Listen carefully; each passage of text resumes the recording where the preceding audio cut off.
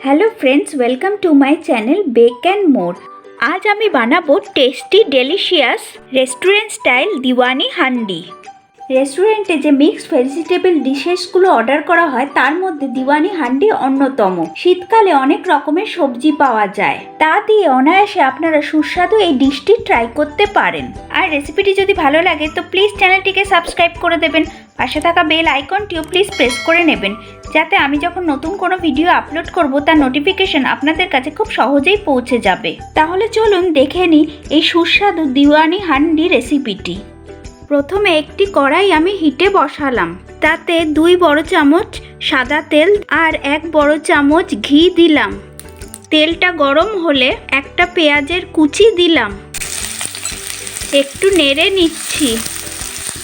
পেঁয়াজটা হালকা ভাজা ভাজা হলে এতে 2 চামচ রসুন কুচি, 1 চামচ আদা কুচি দিলাম, আবার একটু নেড়ে নিচ্ছি।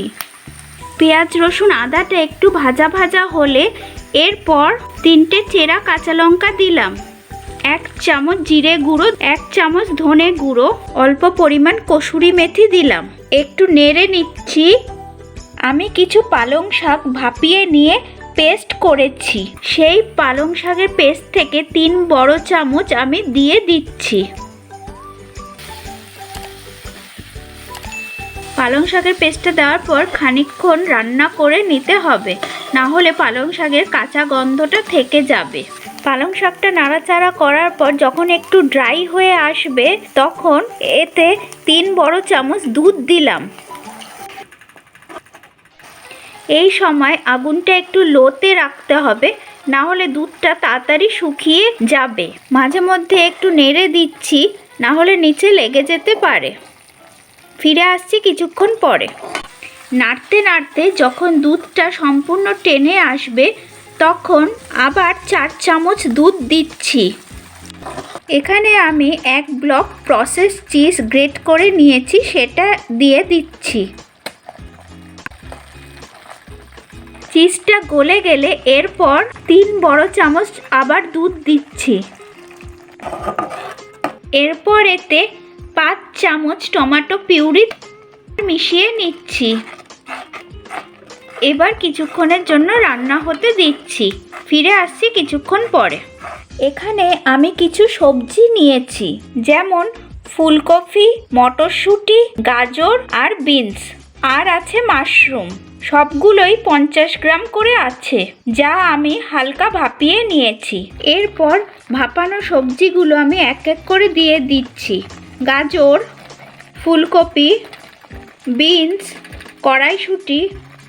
এবার ভালো করে নেড়ে ঢেকে দিচ্ছি। ফিরে আসছি কিছুক্ষণ পরে।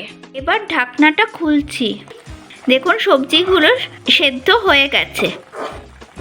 এবার 50 গ্রাম ক্যাপসিকাম, 100 গ্রাম পনির কিউব দিচ্ছি। এরপর এতে 1 বড় চামচ দুধ দিলাম, আর ভাপানো মাশরুমটাও দিয়ে দিচ্ছি।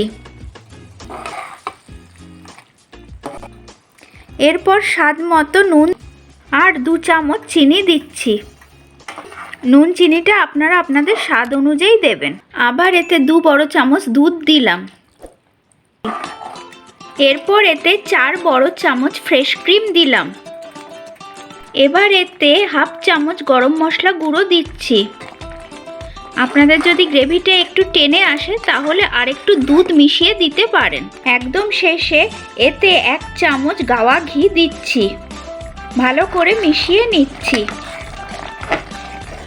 দিওয়ানি হান্ডি রেসিপিটি আমার রেডি হয়ে গেছে। এবার এটা আপনাদের পরিবেশন করে দেখাচ্ছি। দিওয়ানি হান্ডি প্রিপারেশনটি আমি রুটির সাথে সার্ভ করে দিয়েছি।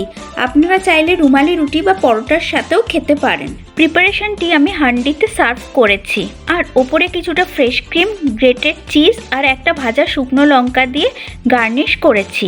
রেসিপিটি যদি বাড়িতে বানান আমাকে কমেন্ট করতে ভুলবেন না যেন। আর রেসিপিটি যদি ভালো লাগে তো প্লিজ চ্যানেলটিকে সাবস্ক্রাইব করে নেবেন, পাশে থাকা বেল আইকনটিও প্লিজ প্রেস করে নেবেন, যাতে আমি যখন নতুন কোনো ভিডিও আপলোড করব তার নোটিফিকেশন আপনাদের কাছে সহজেই পৌঁছে যাবে। তাহলে আসি আজকে, টাটা।